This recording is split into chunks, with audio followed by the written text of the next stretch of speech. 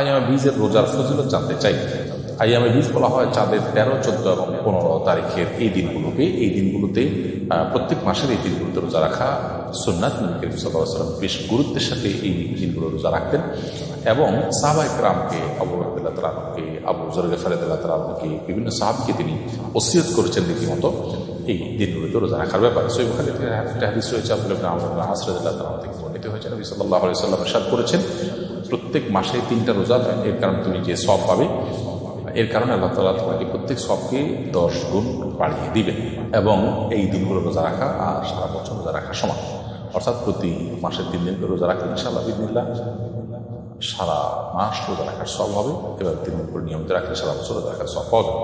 তিরমিজিতে আবু যর গিফারি রাদিয়াল্লাহু তাআলা বর্ণিত হাদিসে আমরা জানি, নবী সাল্লাল্লাহু আলাইহি ওয়াসাল্লাম ইরশাদ করেছেন, ইয়া আবু যর ইযা সুমতা মিন আশ-শাহরি সালাসা আইয়াম ফাসুম 13 ওয়া 14 ওয়া 15। আবু যর গিফারি নবী সাল্লাল্লাহু আলাইহি ওয়াসাল্লাম বলেছেন, তুমি 3 দিন যখন মাসে রোজা রাখতে যাবে তখন 13, 14, 15 রাখবে।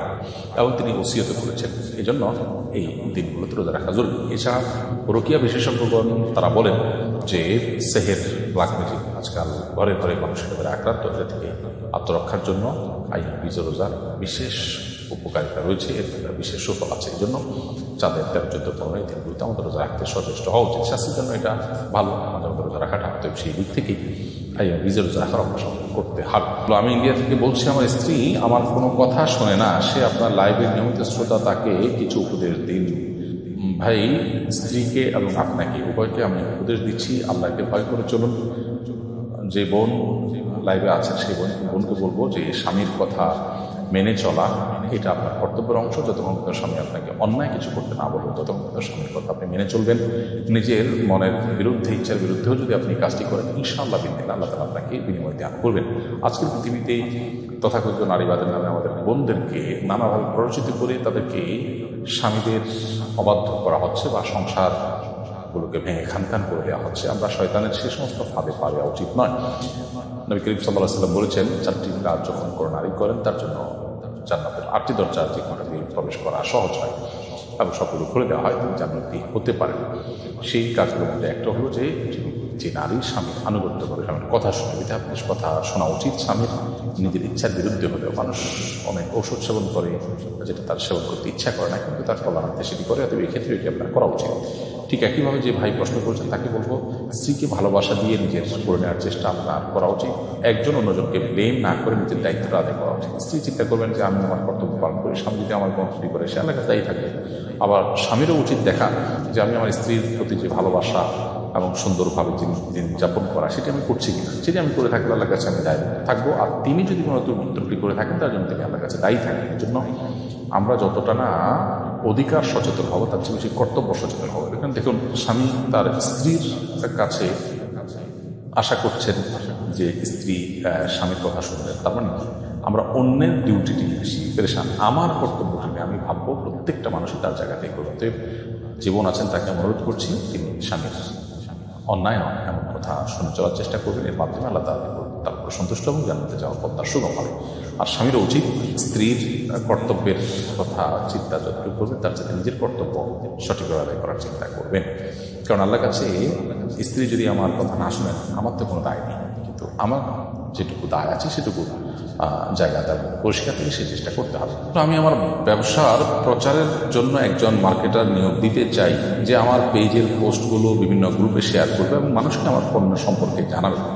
সে রিয়েল আইডি বা ফেক আইডি দুইভাবেই কাজ করতে পারে। এভাবে মার্কেটার নিয়োগ দেওয়া শরীয়তসম্মত বা হালাল হবে কিনা? উত্তর হলো, আপনি যাকে নিয়োগ দিচ্ছেন তিনি যদি রিয়েল আইডির পাশাপাশি ফেক আইডি দিয়েও কোনো প্রচারণা কাজ করে, মানুষের কমেন্টে রিপ্লাই দেওয়া বা মানুষের কাস্টমারদের সার্ভিস দেওয়ার কাজটা করে, এখানে যদি কোনো প্রকার মিথ্যা প্রতারণা এই জাতীয় কোনো গুনাহের সাথে তিনি লিপ্ত না হয়ে এই কাজটি করতে পারেন, কোনো অসুবিধা নেই। মানুষের ছদ্মনাম ব্যবহার করা মৌলিকভাবে নাজায়েজ বা হারাম নয়। যদি সে প্রতারণা না করে, ছদ্মনাম ব্যবহার করে এমন কিছু করছে যেটা আসলে প্রতারণা শামিল, যেটা মূলত তার অসৎ উদ্দেশ্যে করা, যেটা মূলত গুনাহের উদ্দেশ্যে করা, আল্লাহ পাক করুক, সেটা নাজায়েজ।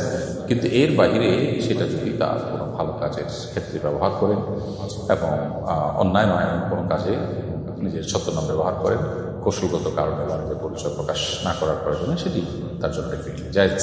আমি ওমরায় এসেছি, আমি পিরিয়ড বন্ধের জন্য ওষুধ খাচ্ছিলাম। মক্কায় আসার পর ওষুধ খাওয়ার সময় তারতম্য হওয়ায় এবং অধিক হাঁটার কারণে তফাত অবস্থায় পিরিয়ড শুরু হয়ে গেছে।